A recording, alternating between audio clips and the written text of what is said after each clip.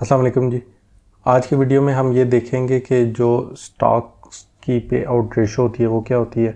या जो stock exchange पे लिस्टेड कंपनीज होती हैं उनकी पे आउट रेशो वो क्या होती है,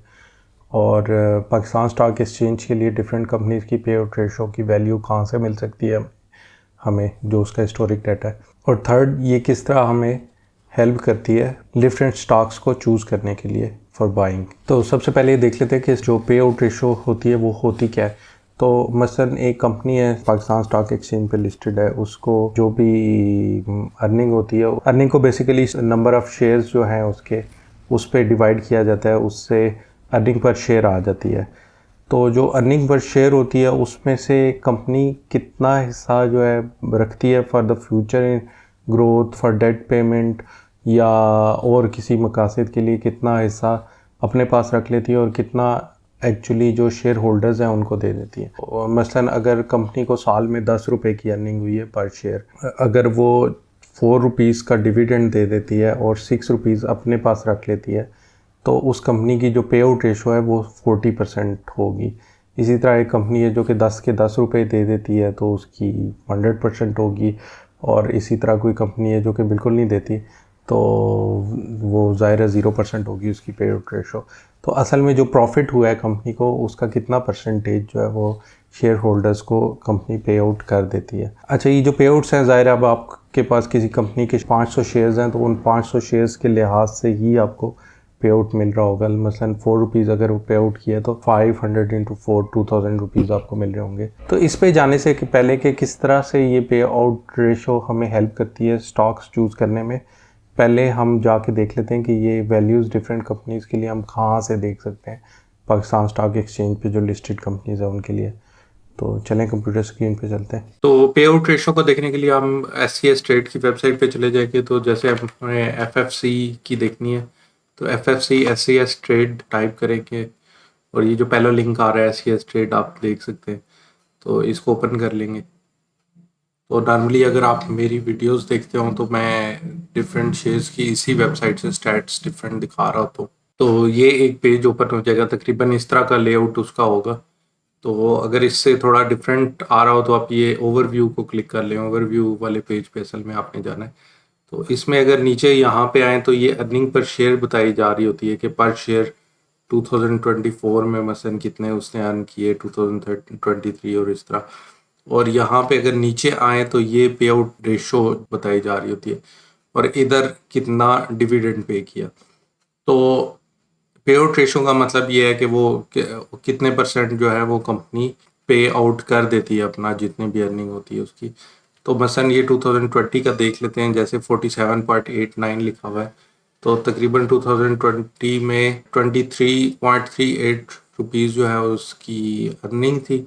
और तकरीबन 11 रुपीज़ जो है उन्होंने डिविडेंड पे आउट कर दिया था, जो कि 47% बनते हैं। तो यहाँ से आपको पता चल रहा है कि ये जो FFC है इसकी तकरीबन जो पे आउट पॉलिसी है ना उसके मुताबिक तकरीबन वो 40 से 60% ऑफ इट्स अर्निंग हर साल जो है वो पे आउट कर देते हैं। इससे ये होता है कि उनके अपने पास भी कुछ कैश फ्लो रह जाता है जिसको री इन्वेस्ट करके वो आगे एक्सपैंड वगैरह भी कर सकते हैं, और अपने शेयर होल्डर्स को भी वो अमाउंट देते रहते हैं। इसी तरह जैसे ये एंग्रो फर्टिलाइज़र है, तो एंग्रो फर्टिलाइज़र की ये जैसे अर्निंग पर शेयर है, तो इनकी जो पे आउट पॉलिसी है इसके मुताबिक वो 100% ऑफ प्रॉफिट जो है अपने शेयर होल्डर्स को पे कर देते हैं। तो इसका मतलब ये नहीं है कि वो अपने भी शेयर्स जो हैं उनका भी जो प्रॉफिट है वो पे आउट कर देते हैं। इस 100% का मतलब ये है कि आपके पास जो शेयर्स पड़े हुए हैं उस पे जो अर्निंग होगी वो आपको 100% मिल जाएगी। इसी तरह जिसने कंपनी लिस्ट करवाई है तो उसने अपने शेयर्स भी रखे होते हैं, प्राइवेट ओनर्स जो होते हैं, तो वो फिर अपने शेयर्स की 100% उनके अकाउंट में इसी तरह आ जाती है अर्निंग एज अ डिविडेंड। तो ये जैसे 2020 में 13 रुपीज़ का डिविडेंड दे दिया था इन्होंने,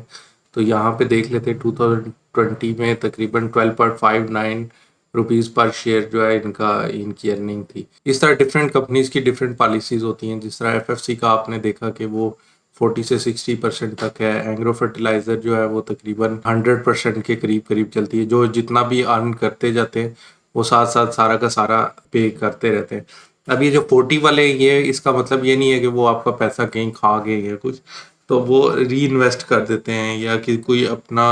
कैश फ्लो की जो ज़रूरत होती है उनको ऑपरेटिंग के लिए, उसके लिए रख लेते हैं, फिर आगे डिफरेंट कंपनीज में इन्वेस्ट करने के लिए रख सकते हैं, अपना कोई अगला प्लांट लगाने के लिए रख सकते हैं। इसी तरह कुछ कंपनीज होती हैं जो कि बिल्कुल ही, अब ये देखें जैसे नेशनल बैंक ऑफ पाकिस्तान है, ये वैसे भी गवर्नमेंट की कंपनी है, तो ये बड़े अरसे से बड़ी अच्छी इसकी अर्निंग आ रही है, लेकिन जो इसका पे आउट है वो बिल्कुल देखें ज़ीरो ज़ीरो। 2024 में आके उनको पता नहीं क्या हुआ, उन्होंने थोड़ा सा कर दिया तो उनकी ये पे आउट रेशो भी चली गई, वरना वो ज़ीरो के करीब ही रही है। मैं पर्सनली तो इस तरह की कंपनी से दूर ही रहना चाहूँगा, क्योंकि जैसा कि आपको पता है कि स्टॉक एक्सचेंज जो है वो डिफरेंट साइकिल्स में चलती है, कभी उसका स्टॉक की प्राइस ऊपर होती है, कभी नीचे चली जाती है, फिर कभी दोबारा वापस ऊपर चली जाती है। तो इमेजिन करें आपने 60 रुपए पे एक स्टॉक खरीदा, और उसके बाद वो उसका 1-2 साल में वो साइकिल आ गया जब जो है वो नीचे जा रहा था स्टॉक एक्सचेंज, तो वो 30-40 पे चला गया, फिर तो 3 साल बाद वापस 60 पे आया, तो वो 4-5 साल बाद मेरा नेट तो फिर ज़ीरो होगा। 4-5 साल बाद वापस उसी प्राइस पे अगर पहुंचेगा, तो इस दौरान मुझे क्या फ़ायदा हुआ? अगर उसकी पे आउट पॉलिसी अच्छी होती, जैसे एग्रो फर्टिलाइज़र की है, तो साथ साथ मुझे मतलब कम से कम ऑपरेटिंग कैश, कुछ ना कुछ तो कैश मिल रहा होता ना, जो जो वो प्रॉफिट कर रहे होते वो दे रहे होते, लेकिन जिस तरह नेशनल बैंक है, इन्होंने बिल्कुल नहीं दिया। अब स्पेसिफिकली इनकी मैं बात नहीं कर रहा, इनका तो चले शेयर प्राइस भी आहिस्ता आहिस्ता ऊपर चली गई है, लेकिन कुछ कंपनीज होती हैं वो जो प्रॉफिट कर भी रही होती हैं, वो कभी उनकी प्राइस भी नीचे चली जाती है, फिर वापस उसी लेवल पे आके रुक जाती है, फिर बाद में भी अक्सर नीचे जाने लग जाती है। तो फिर इस तरह की कंपनी को लॉन्ग टर्म होल्ड करने का फ़ायदा नहीं है, जिसका पे जो प्रॉफिट भी कर रही हो, लेकिन वो फिर पे आउट रेशो उसकी बिल्कुल ज़ीरो हो, और डिविडेंड वगैरह में कुछ ना दे रही हो। इसी तरह अगली जो एग्जांपल थी POL, इसका भी प्रॉफिट भी बहुत अच्छा है, और इसकी पे आउट रेशो भी तकरीबन, इनका जो पॉलिसी है वो 100%, 60 से लेके 100 के दरमियान जो है वो देते रहते हैं। तो ये थोड़ा बहुत पॉलिसी चेंज नज़र आ रहा है। शायद यहाँ पे पहले वो ज़्यादा दे रहे थे 100% तक, लेकिन बाद में शायद इधर कैश की ज़रूरत हो, कोई नई इन्वेस्टमेंट करनी हो, तो उन्होंने कुछ अर्सा अपना कम की परसेंटेज, लेकिन बिल्कुल डाउन पे नहीं लेके गए, और फिर आहिस्ता आहिस्ता बढ़ाने शुरू कर दी जब उनका रिक्वायरमेंट्स मीट हो गई होंगी। अच्छा, इसी तरह फिर अब एक और कंपनी की एग्जांपल ले लेते हैं, PRL। वो तो सेंटर में नुकसान भी कर रही है, और कभी ये इसने अर्निंग भी की है, जैसे 2022 में, 2023 में। तो जब इसने अर्निंग की है तो तब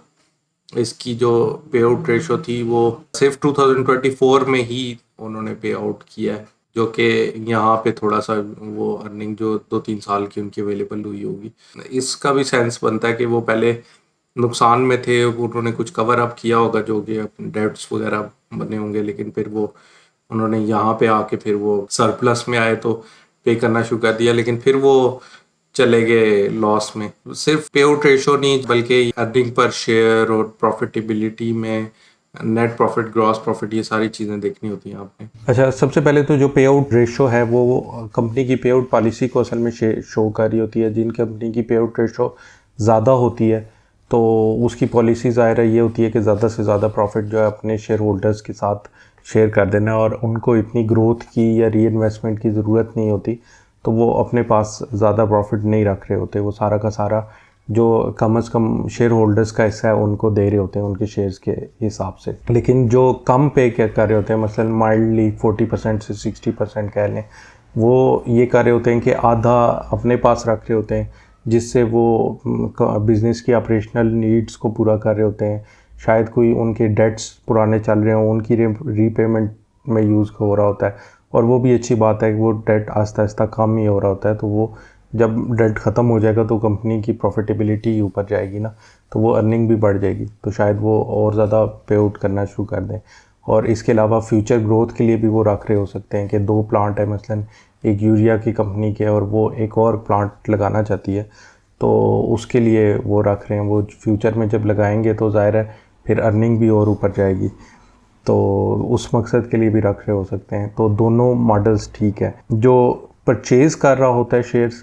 उस उसको डिसीजन करना होता है कि उसने किस वाली कंपनी में इन्वेस्ट करना है। मसलन मैं कहता हूँ कि मेरी रिक्वायरमेंट ये है कि मेरे पास ना ज़्यादा से ज़्यादा कैश फ्लो आना चाहिए। मसलन मैंने कुछ कंपनीज़ में इन्वेस्ट किए हैं मैं कुछ पैसे,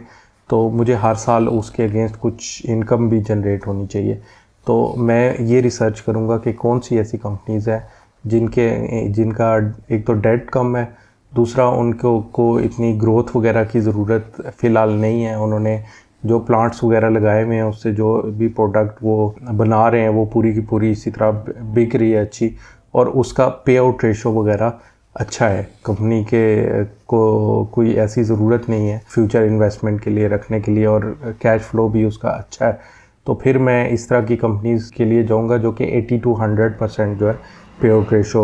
है, जैसा कि एक कंपनी इस तरह की एग्रो फर्टिलाइज़र है।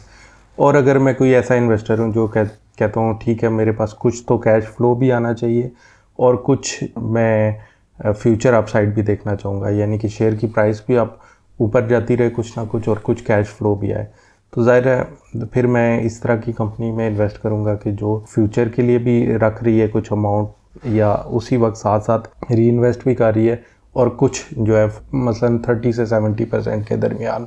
उसकी पे आउट रेशो है, तो फिर मैं उस तरह की कंपनी के लिए जाऊँगा। इसकी बेस्ट एग्जांपल जो है वो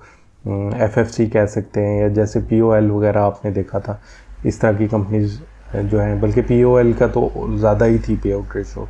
वो उसको उस तरह की कंपनी कह सकते हैं कि जो ज़्यादा पे आउट कर देती है। लेकिन और भी कंपनीज जिस तरह के आपने SES ट्रेड पे जाके आप देख सकते हैं कि किस कंपनी की कौन सी पॉलिसी है। इसमें फिर तीसरी तरह की कंपनीज भी हो सकती हैं कि जो बिल्कुल